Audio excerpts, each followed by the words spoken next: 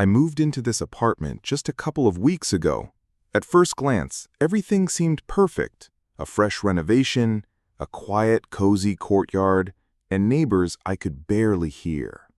No shouting through the walls, no late-night guitar songs, no drunken brawls on the stairs.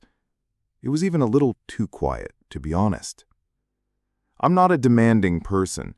Before this, I lived in a dorm where the noise never stopped, around the clock. Laughter, music, and constant chatter through the walls. For the first few days, I literally reveled in this silence, until I involuntarily started to listen and flinch at every creak of the floorboards. One morning, as soon as I opened my eyes, I shuffled to the kitchen for coffee and noticed something on the floor in the hallway.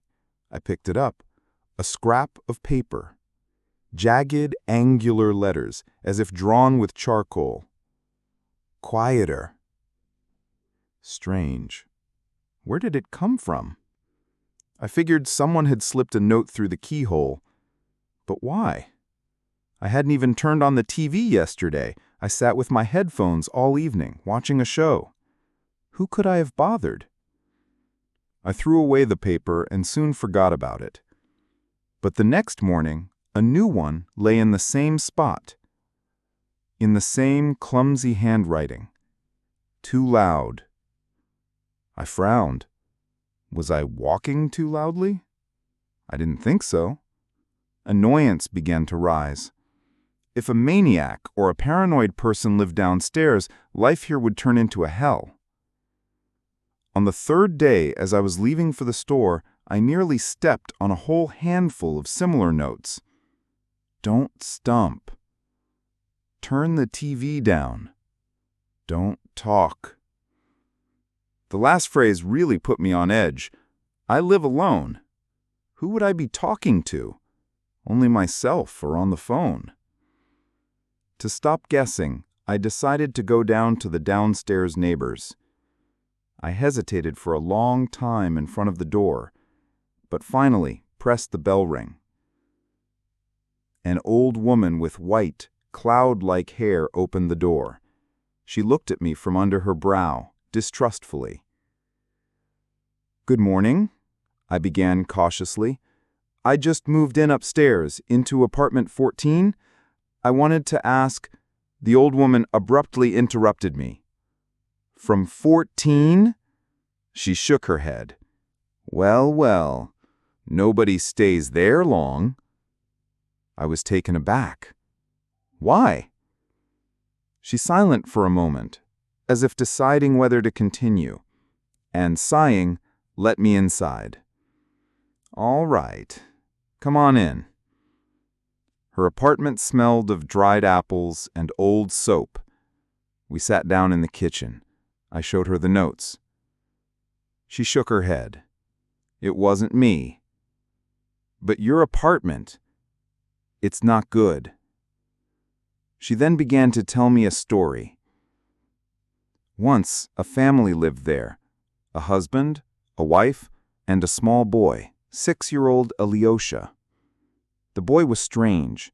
He walked quietly, never looked anyone in the eye, and no one ever heard a word from him. The father drank, often yelled, and hit him. Neighbors often heard banging and crying. The mother seemed burned out, a shadow of herself. And then there was a fire.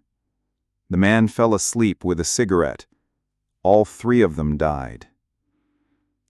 I listened, and a cold lump tightened inside me. But what did that have to do with the notes? When I returned home, I saw black crumbs on the windowsill that looked like charcoal, but I hadn't opened the windows. That night, I woke up to a quiet child's cry. I tiptoed through the apartment until I noticed the fogged-up mirror in the hallway. Words appeared on its surface. "Be quiet, or he will come." From then on, everything spiraled. Shadows in the apartment came to life, and black writing appeared on the walls. I saw the boy, the same one, without a voice. I understood. He was the one writing the notes, trying to warn me. And then he appeared. A black figure with empty eye sockets and huge scissors in his hands. He was coming for the boy. I stood between them, and I paid the price. I woke up in the hospital, having miraculously survived. A few days later, I went back for my things. In the hallway, another scrap of paper lay on the floor. A child's handwriting, crooked letters. "Thank you for protecting me." I watched it until the words turned to ash and crumbled in my hands. Closing the door behind me forever, I walked away without looking back. Friends, please subscribe to this channel, like this video, and write a comment about the scariest stories you've ever heard.